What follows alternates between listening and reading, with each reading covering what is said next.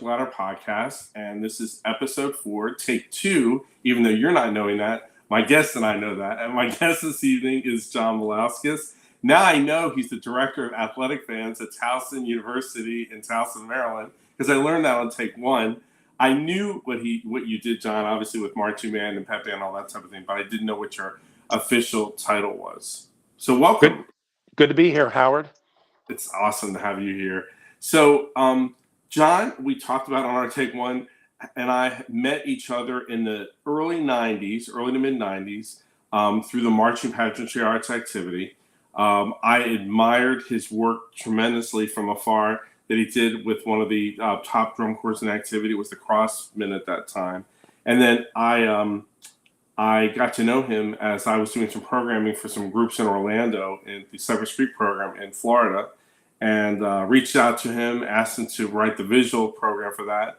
And I guess we've kind of been friends ever since then, coming in and out of each other's lives with different projects and things, right? It is a small world, and it's all connected. And my Florida time was really rewarding. I was with Magic Orlando in '91 and met so many people down there that were just wonderful people. And we were kind of connected from afar at that point, and then I moved on to the Crossmen and then the Cypress Creek opportunity. Yes, absolutely. Our careers kind of have crossed paths often. And I love that. I got to work with you some at where you are now at Towson, and I guess it'll be called the early 2010s. We did the Newsom High School project together. We did that. So we've done a lot of different things through time. And I just, my respect for you as a music educator, an incredible music educator, and how you handle people is beyond reproach, because you're grounded and you have a great heart, and you know how to handle people really, really well and get the best out of kids and the best out of your colleagues. And that's really why I wanted to spend some time with you here in this environment. When I was an undergrad in college, I remember an assignment, and I actually just found the papers when I was cleaning the attic. We had to write down our philosophy of music education. And as a 21 or 22-year-old, I thought it was just loading a pile onto the wagon. Okay, I didn't identify with it, didn't have enough experience to think of a philosophy. And then about my 4th or 5th year, and I was a middle school band director for 14 years in K to 12. And around year 4 or 5, when I finally said to myself, you know what? I think I do have a philosophy. And it was only after I had that experience that I could develop it. And at the time, this is how I put that philosophy into words. I had a wonderfully supportive principal who had just started, and we had met for the first time. And I said, well, listen, this is what I'm about. When people ask me what do you teach at the middle school? And I said, well, I teach young people. And the vehicle I use is music, is band, is instrumental music education. But first and foremost, I teach young people.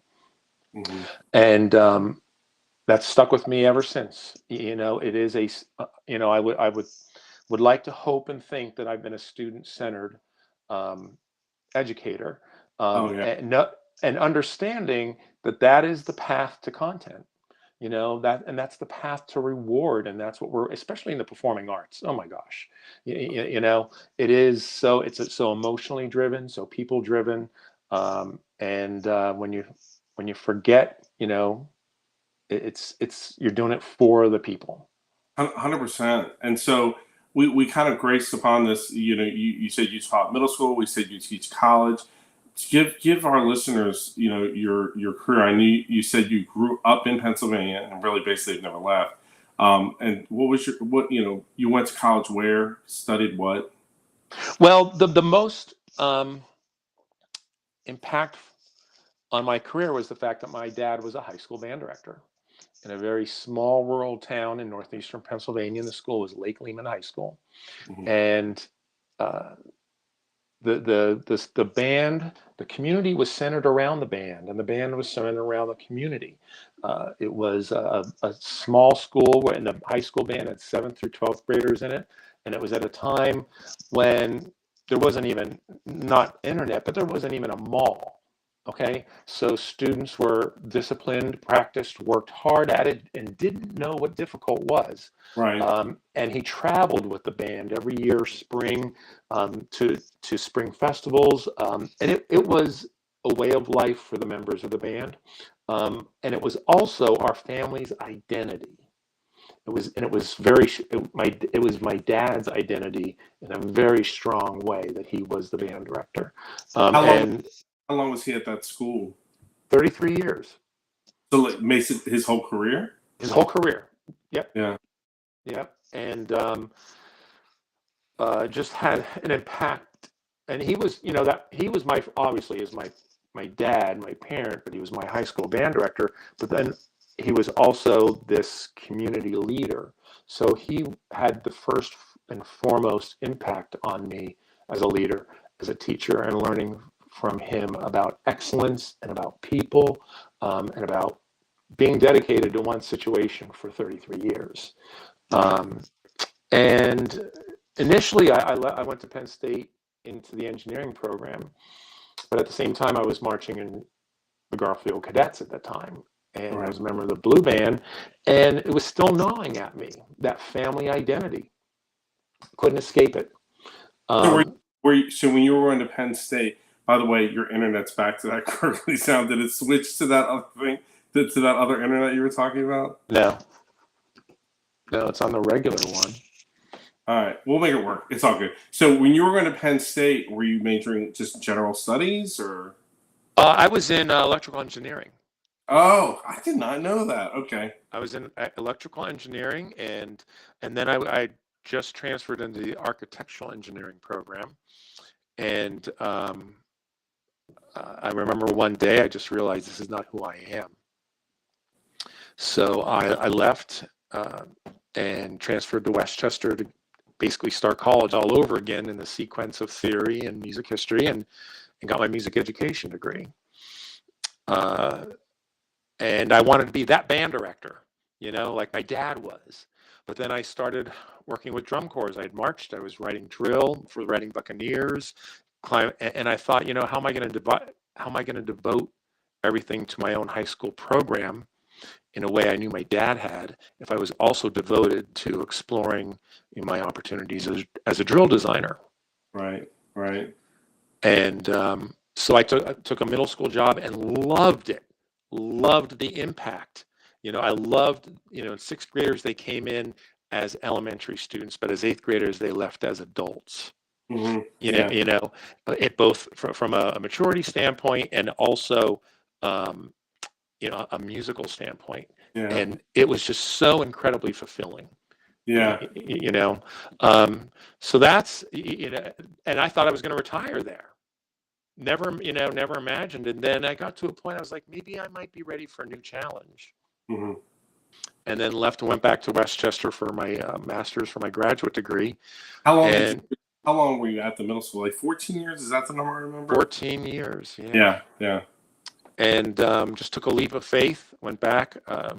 The marching band director at the time there, John Villela, was just incredible to me in giving me that opportunity as a graduate assistant, at the age of 39. And then I ended up at Towson right after I finished that degree, and it's, I'm in year 19. Gosh, and that's amazing to me that you've been there that long at Towson, because it seems like yesterday when you took that marching band over. Yeah, time continues to fly faster, but it's been incredibly rewarding, and it is a little bit of a full circle in that I'm teaching not just future music educators, but future leaders, and we spend a lot of time. That's a big part of our band.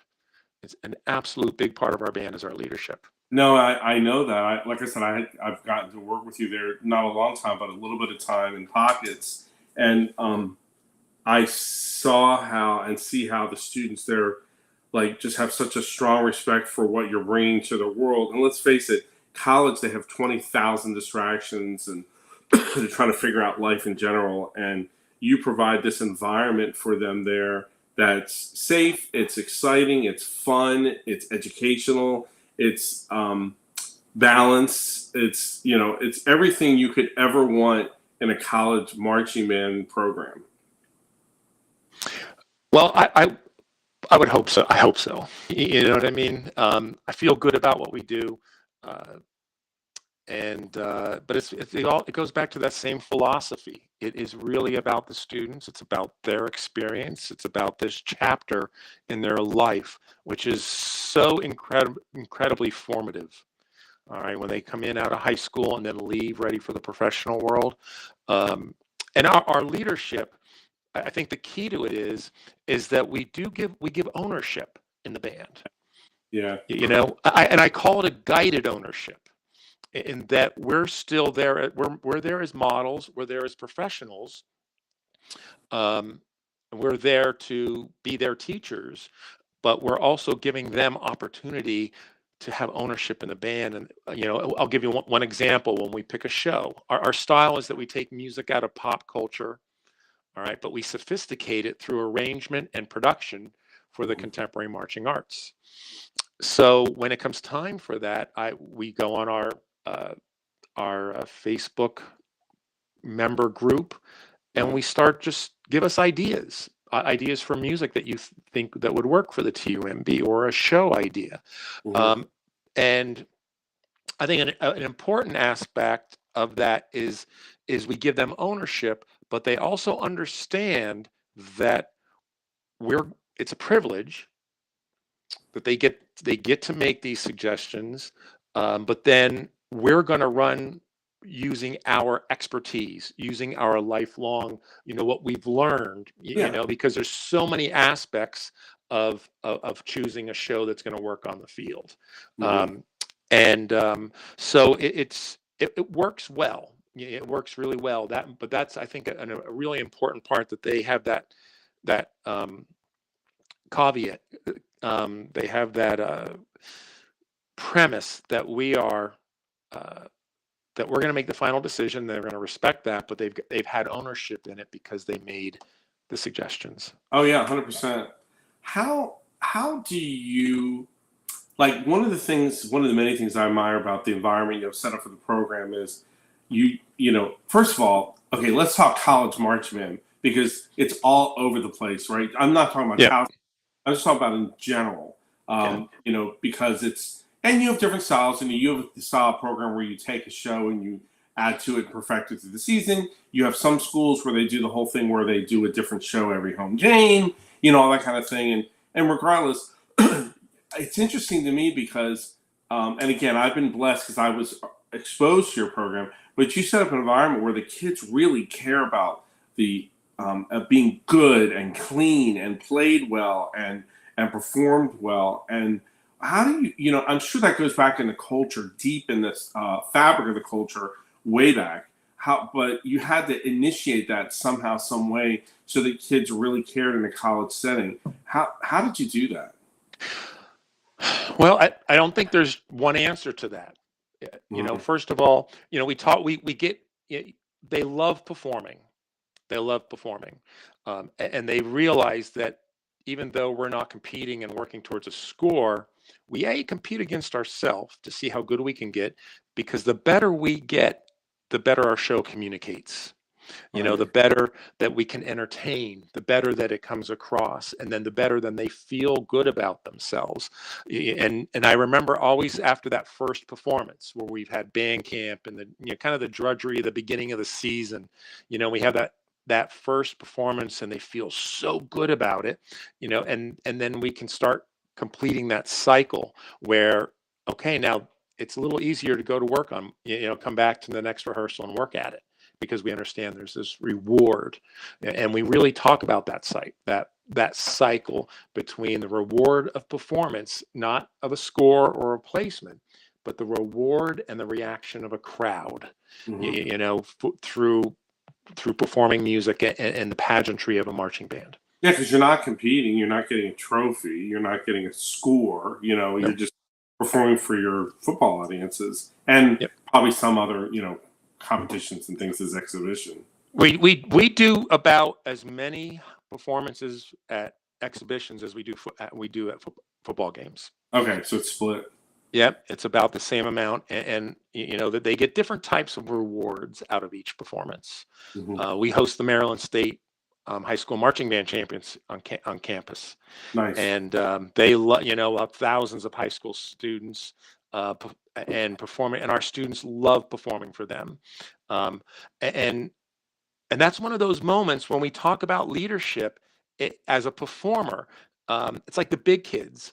You know, when you went from elementary school to middle school or junior high, and you always looked up at the big kids, you know, Right. the next level, or you're in eighth grade and you're looking up at the big kids, you know, in high school, and you're picturing yourself in that role. Well, on that day, and anytime we perform for those high school students, you know, we talk as you know, with our college students as, listen, you're the big kids. Hmm.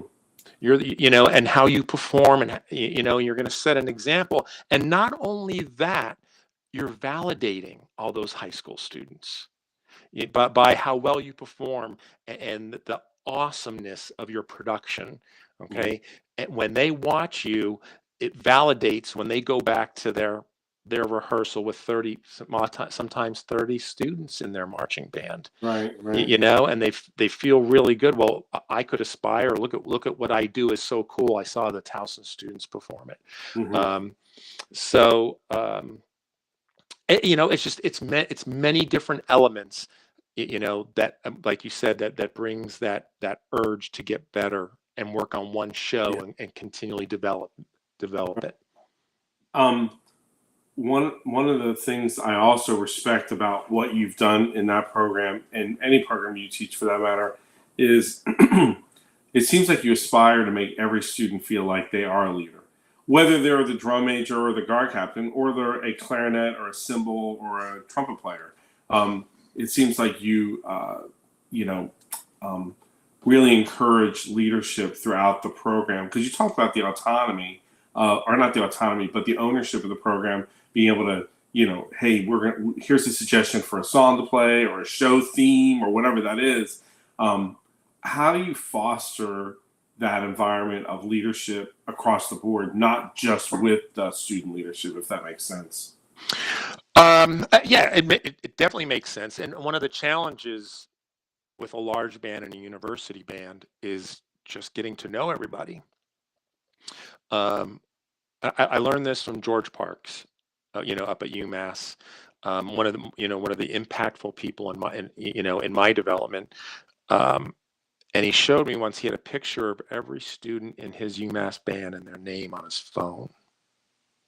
So that's how he would learn everybody's name. Hmm. And so I have an app on my phone. We get everyone's picture at band camp registration, get their name, and I just start through the season scrolling during, you know, while they're stretching, or I pass a student. Oh, I know that student's a student. I know they're in the clarinet section. Okay, so let me hit the clarinets and start learning their name. You know, Right. and then it's just casual conversation, you know, walking from the car into the stadium before a rehearsal, running into a student doing the same thing. How's your day? You know, making a connection. Something that made me feel real good. We're in the middle of our auditions for student leadership for next fall. And Smack. it SMAC, Student Marching Advisory Council, because you know Yep. why? We talk smack. Right. I remember. I remember. Yeah, I love um, it. and you know, and the students come in, and it really is. So many of the younger students trying out for a leadership position for the first time are talking about, one of the questions I asked is, well, what would you do the same or different of leadership that you've seen? um, and there's always, so often, I want to be just like this person who was my Right. section leader, because they made me feel welcome, because they helped me, because, you know, you know, that sort of thing. Or uh, feeling like, you know, when they'll talk about, well, this band changed my life. I was really quiet when I came here, and everybody was so supportive, and it was really truly a community. I was afraid to go to college, but then my section leader called me in July, and asked me how I was doing, was I ready for school, again, the personal connection Yeah. just made has made a huge difference. Yeah. Yeah.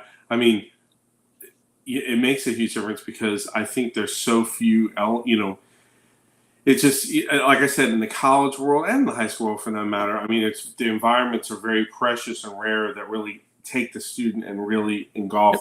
engulf them Hmm. in, make them feel welcome, make them feel part of it, and help them grow all the way around. Um, I know in a lot of the areas in the Northeast, well, anywhere in the country, a lot of the band programs are either struggling financially or they don't have the support of the area. You mentioned like with your father's program and your middle school program and things like that. You've been fortunate to have community support and whatnot. But I see that struggling through time with economic conditions, financial conditions, and things like that. That's why one of the reasons I'm doing this podcast is I want to. It's almost like advocacy, if you will, for music Hmm. in a lot of ways. What are your thoughts on that, and what can people do to help with that? Wow, that just so multifaceted. There's some. I mean, well, first of all, there's the externals. Hmm. There's a lot of external things that will affect anyone's program. Um, I think what you got to really focus on, what do you have control over? Yeah. The students that walk through your door, that you do have now. Okay, well, first and foremost, start recruiting them through their experience. Make them feel good about walking in the door, and what they get from you. And it's in this day and age, it is so people oriented. Well, and the Students. administration of all these different schools, whether it's principals, assistant, like again, I got to work some with you at Towson. You were really good with the what is it, the provost and administrators and different people at the school. Like I feel like our people listening, they're working to develop and build music programs. Like you're the master of that piece of the puzzle, making those connections. I mean, would you agree that that makes a difference with it? I believe so. If you start with those students and they go home and talk to their parents, and then they talk to their neighbors and they talk to their friends, it's that word of mouth is so Hmm. important. That when you come, when they come into your classroom, into your ensemble, and you make their day, and you show an interest in them as a person, and that starts spreading through the community. Eventually, it's going to get to your principal. Hmm. You know what I mean? And then and something that I valued, that my dad, who was my high school band director, a word of advice he always gave me: if you have a concern that you've got to go to your principal about, always go in with a solution. Hmm. Always go in with and be a team player. And I really think it's that sincerity. I work for some fantastic principals in public school, and it's that sincerity. When you're working with them, and trying to understand their responsibilities and respect their responsibilities, and um, being a team player, and it doesn't happen overnight. Right. Oh no. It doesn't happen overnight. You have to be invested. Yeah. You really have to be invested, and also display to that you're interested not just in the band program, but in in the school that you're a part of, in that school community. So yeah, it's multifaceted. As a music educator and as a leader, like I said earlier in this podcast, I feel like one of your greatest strengths is your ability to stay grounded, even in the most intense of situations. Things that I personally would be like over myself. Um, did you learn that? Is that inherent in you? How did you develop that characteristic? Because I truly believe it's helped you a lot in your career. I've had to learn that.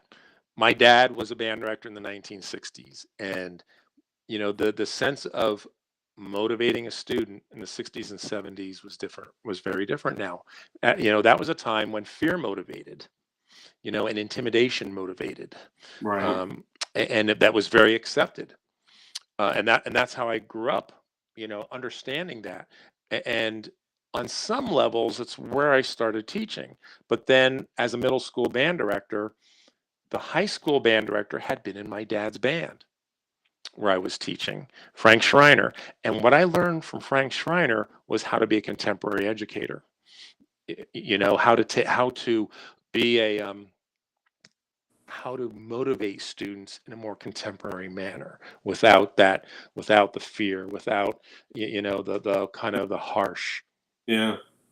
So I learned that from him, because he had went from northeastern PA down to the Harrisburg area and started teaching. And that was another big piece of my puzzle from him, learning that approach to students.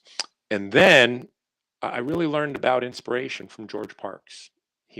I was never his student, but we worked together as drum majors at the Buccaneers and through his summer camps and just through connection. But through watching him with those camps and everything, I really learned about not just motivating, but inspiring, Yeah. and the passion behind, the way he inspired people. So to me, those are the three people that on that journey. When I finally got to the opportunity to teach at a university, I had been through the competitive stuff. Right. I had been through, the writing for a DCI drum corps and that kind of thing, and I could just solely focus on the students and the program as opposed to proving myself.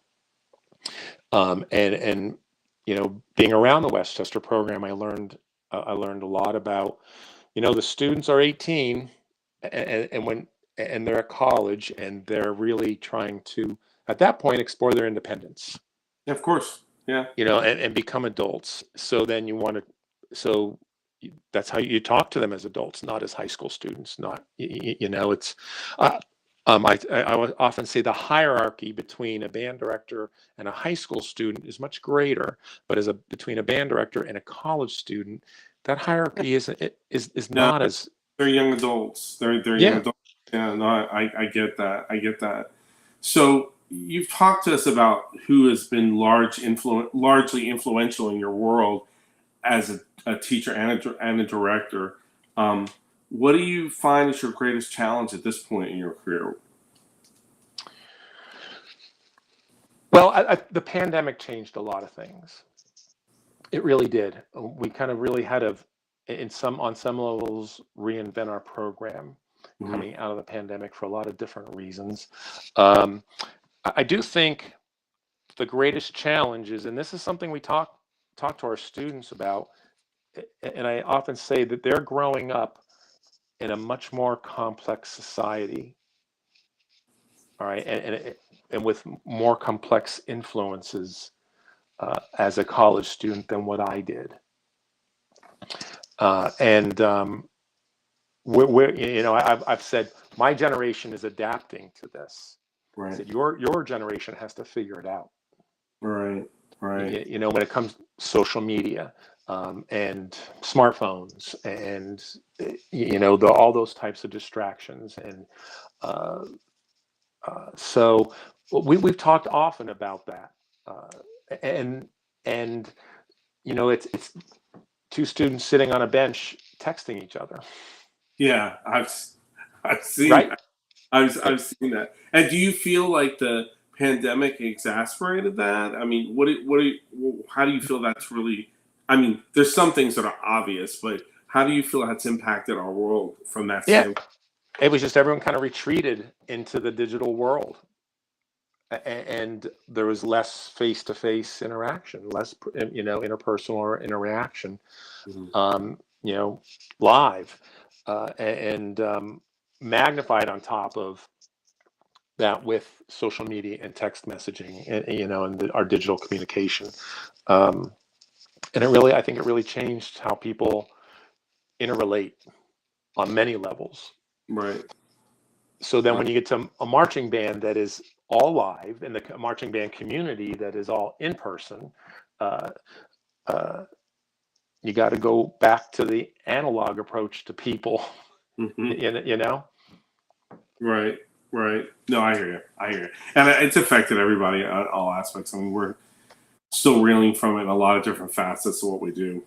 So, what any final words you give people listening regarding, implementation of leadership, fostering leadership in a healthy way?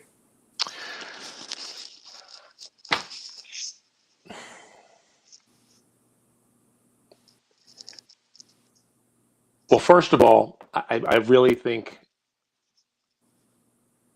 sincerity and integrity are really important when you're going about, fostering leadership. Mm-hmm. Something I say to my students, they're going to be in the role as a teacher, as a leader with them in a marching arts ensemble. You're going to teach through a combination of how you were parented, your experience at home, Mm-hmm. and what you've taken from all your teachers or coaches or instructors along the way. Like a blend. Yes. So then you're going to take all those experiences, and that's going to kind of be the sum. You're going to be the sum of that.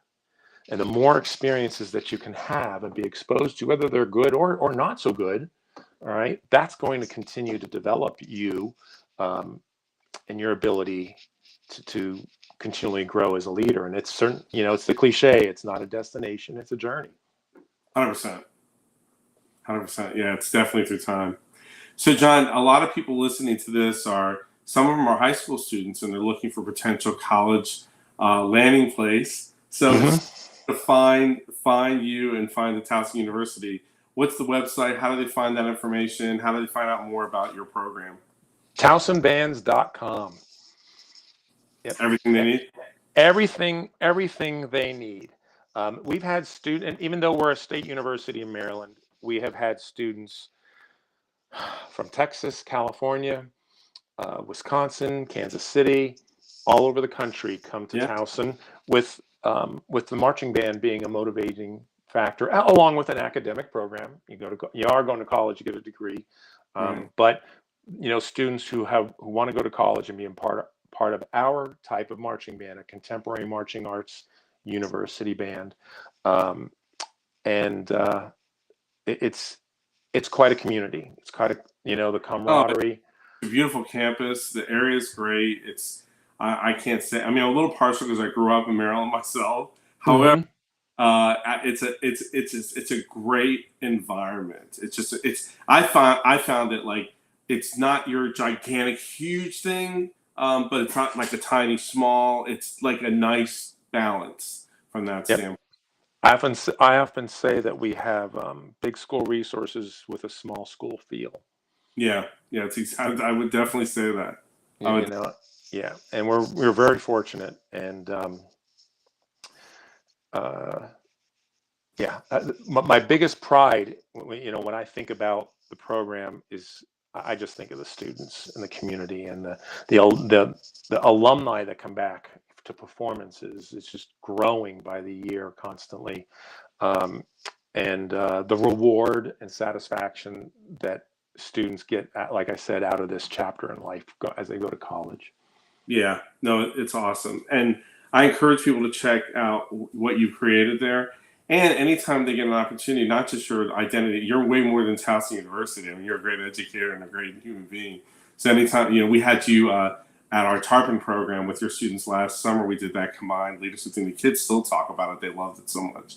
So anytime we get that kind of opportunity that you can spend some time with John Walauskas, do so. So, John, thanks for spending time with us, and I hope to get to do this again with you soon. Howard, it's great to talk to you. Awesome. Thanks. Thank you.